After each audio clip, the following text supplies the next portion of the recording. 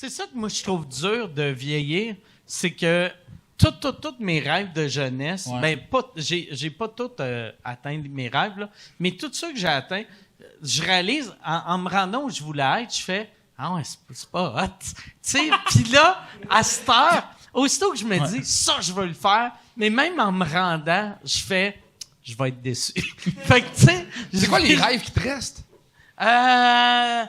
Merci.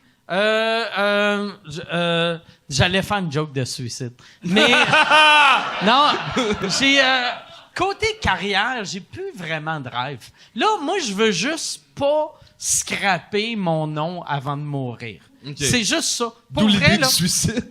Non, mais tu sais, avec s'il sent la soupe chaude, le toaster puis le bain, ça Non, mais tu sais, on dirait je veux pas devenir un vieux gênant. Je veux pas que le monde fasse « Ah, si, je l'aimais, mais tabarnak, tu l'as-tu entendu dans les 5 dernières années? » C'est la seule chose. Mon rêve, c'est de pas faire honte. Faire un GC aux ondes. Ouais, ou, tu sais, mettons, tu sais, Dieudonné était vraiment bon, puis après, il l'a juste échappé. Je veux pas devenir Dieudonné. Puis là, genre, tous les fans de Dieudonné, tu sauras que Dieudo, il est pas antisémite, il est antisioniste. Puis là, je vais être comme tabarnak. Puis là, j'ai le temps de ce temps-ci de leur parler. Ça va être lourd pour aucune raison. Toi, Phil, c'est quoi les rêves qui te restent? Ben, on s'acclare la marche, j'aime ça. Ouais, c'est ça, hein? Ah ouais? Ben, plein, tu sais, genre... Moi, en fait, je trouve que c'est tellement une job qui est comme stressante, là, tu sais, que je pense qu'à un moment donné, j'aimerais... Puis c'est toujours weird, je trouve, à dire... parce que de l'extérieur, ça a juste l'air nice.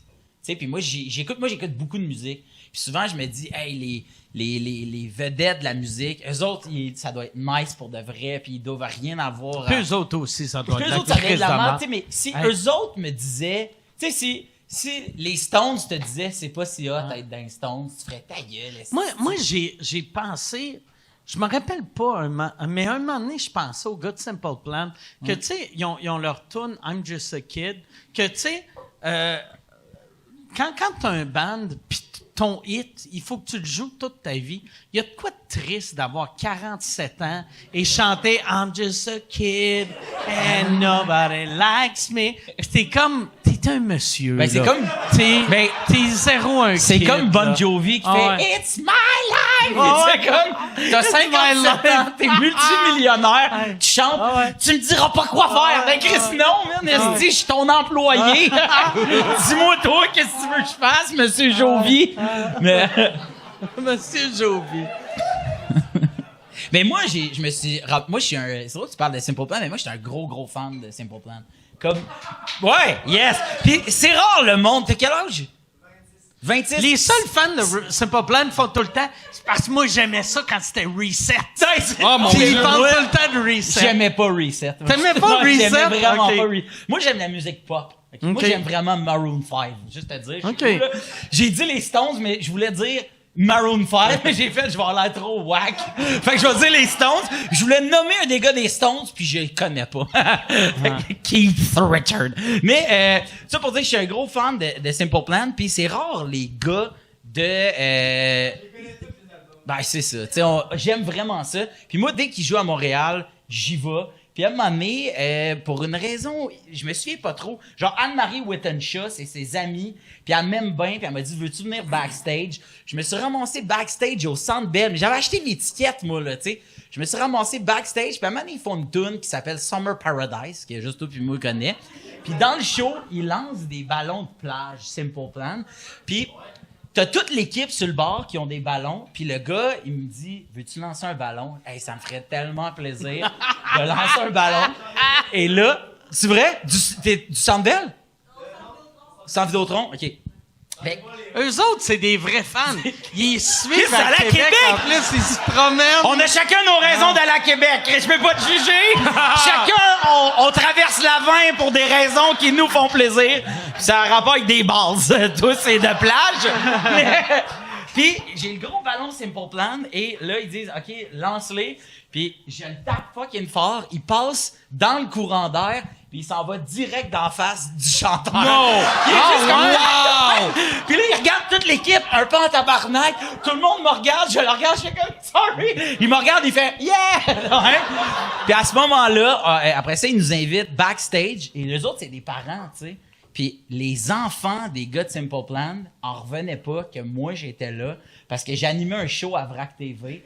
Et là, à un moment donné, t'as le guitariste qui vient me voir. Il fait, hey, excuse-moi, on se connaît pas, mais mes filles voudraient vraiment une photo avec toi, c'est-tu correct? Oh ouais, pas de trouble. Puis là, ils font, hey, je te trouve trop cool. Je fais comme, moi, je tripe sur vos parents. Et à ce moment-là, Pierre, le chanteur, qui lui habite en Californie, est venu me voir, puis il m'a dit, salut, comment tu t'appelles, Phil? Et puis il m'a dit, hey, merci pour vrai d'être venu voir le show. Puis à ce moment-là, je me suis dit, Chris, t'es Pierre Bouvier de Simple Plan. Même si on n'aime pas ça, même si vous aimez ça, reste que ce gars-là... Bon, Simple Plan, reste que le gars est une star quand même internationale. Tu sais, il fait des shows avec Blink 182. Tu sais, comment je veux dire? C'est quand même plus hot que n'importe quel projet que toute la gang ici, on a vos vies de marde, toutes vos crises de vie de marde. Pierre Bouvier. Vous êtes l'autre bord des plexiglas, ma crise de gang de poulain. OK? On veut vous lancer des ballons. Ça va juste rebondir. C'est Phil qui va toutes les attraper. OK? Mais j'étais genre, Chris, puis il vient me dire merci d'être venu voir le show. J'ai trouvé ça tellement hot. Puis à ce moment-là, on est devenus des amis. Ah, il y a de quoi de fucked up quand du monde de même savent t'es qui. Ah, c'est fucked up, comme, ça. mettons d'avoir les enfants qui tripent sur toi. C'est weird, tu sais, même... Vraiment. Tu sais, eux autres, t'es contents de « Hey, je rends ma petite fille heureuse de prendre une photo. » Mais après, il part, puis il est comme « J'ai quand même fait le Centre Bell dans ma ville. » Puis... Ma fille, au lieu de faire « Papa, je suis tellement fière de toi. » Tu connais Phil Roy? C'est Phil Roy! Phil Roy, là! Il est-tu? Il est-tu fin pour vrai? Mais ouais. Mais ça t'es-tu déjà arrivé, toi, à un moment donné, de te faire dire par quelqu'un... Tu sais, je veux dire, t'as quand même fait Joe Rogan. Ouais. Ça doit être quand même assez fucked up que la fois que t'as eu le call de « Hey, Joe Rogan voudrait te recevoir », puis t'as fait « Oh shit, il sait je suis qui. » Ouais, mais tu sais, moi, Rogan, j'avais été... La fois que j'ai le plus trippé, c'était... il avait parlé de moi un moment donné à son podcast, puis là, j'étais comme... C'est bien fucked up que je suis sur le radar de Rogan. Puis, tu sais, moi, j'ai une maison en Floride, puis la première fois qu'il a parlé de moi, j'étais dans mon char en m'en allant en Floride. Wow! Puis après, la deuxième fois qu'il a parlé de moi, c'était l'année d'après, quand j'étais dans mon char en revenant de la Floride. Puis quand il m'a booké... C'était quand je m'en allais vers la Floride. Fait que j'étais comme, c'est fucking weird que c'est comme si, tu sais, les seules fois que je suis dans mon char, direction Floride, Rogan pense à moi, tu sais. C'est fou, ça. Ouais, En fait, c'est peut-être juste que tu écoutes ces podcasts dans ton char. Là. Non, c'est... Non, juste les seules fois que tu l'écoutes. Non, mais c'était pas que moi je l'écoutais, c'était le monde me textait de « Hey, Rogan vient de parler de toi ». Tu sais, à chaque fois...